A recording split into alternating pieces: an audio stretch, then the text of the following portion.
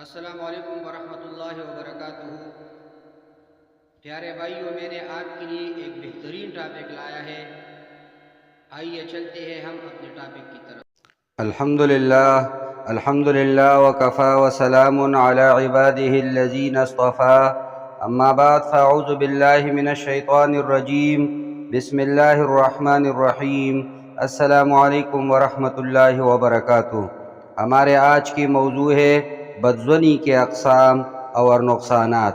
پیارے بھائیوں، بدظنی کے اقسام اور نقصانات کو قرآن و حدیث کی روشنی میں سمجھنا انتہائی اہم ہے، کیونکہ اسلام میں اس رویے کو سختی سے منع کیا گیا ہے۔ بدظنی کے اقسام: نمبر 1، ذاتی بدظنی، یعنی اپنے مسلمان بھائی کے بارے میں۔ قرآن مجید اور احادیث میں مسلمانوں کو ایک دوسرے کے بارے میں بدگمانیاں رکھنے سے روکا گیا ہے۔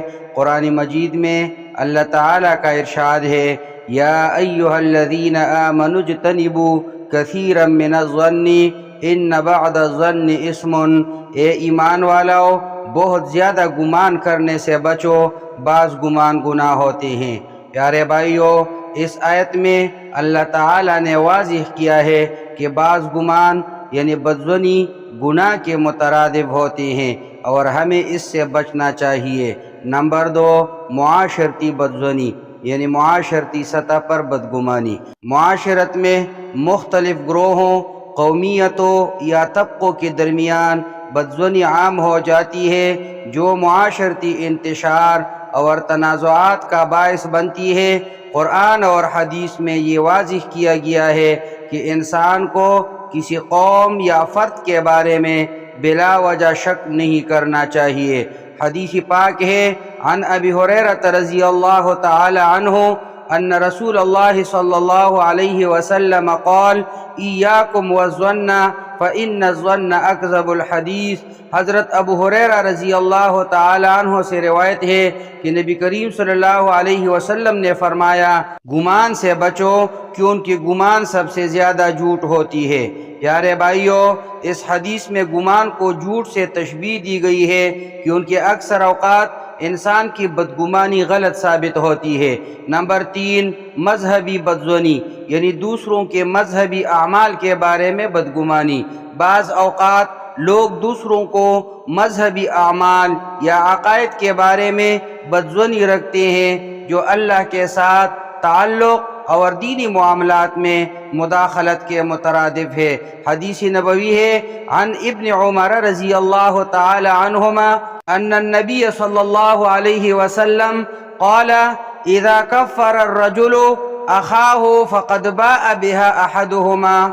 حضرت عبداللہ ابن عمر رضی اللہ تعالی عنہما سے روایت ہے کہ رسول اللہ صلی اللہ علیہ وسلم نے فرمایا، جس نے اپنے بھائی کو کافر کہا تو وہ دونوں میں سے ایک ضرور کافر ہوگا۔ اس حدیث میں دوسرے کی ایمان یا عمل کے بارے میں بدظنی رکھنے کے سنگین نتائج بتائے گئے ہیں۔ بدظنی کے نقصانات قرآن و حدیث کی روشنی میں: نمبر 1، اللہ کی ناراضگی۔ بدظنی کرنے والے کو اللہ تعالیٰ نے گناہگار قرار دیا ہے، یہ عمل اللہ کی ناراضی کا باعث بنتا ہے۔ اللہ تعالیٰ فرماتے ہیں، ان بعض الظن اسم، بعض گمان گناہ ہے۔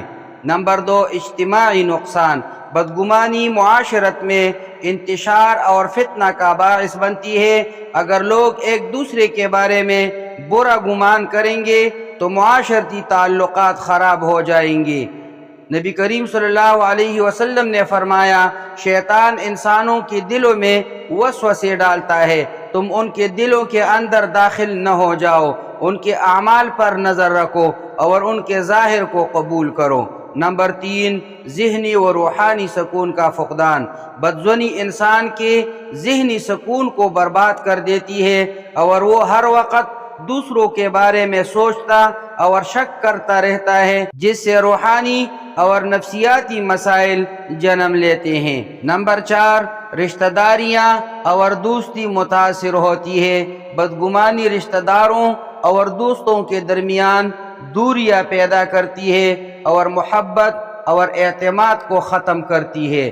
حدیث میں نبی کریم صلی اللہ علیہ وسلم کا ارشاد ہے، المسلم من سلم المسلمون من لسانہ ویدہ، مسلمان وہ ہے جس کی زبان اور ہاتھ سے دوسرے مسلمان محفوظ رہیں۔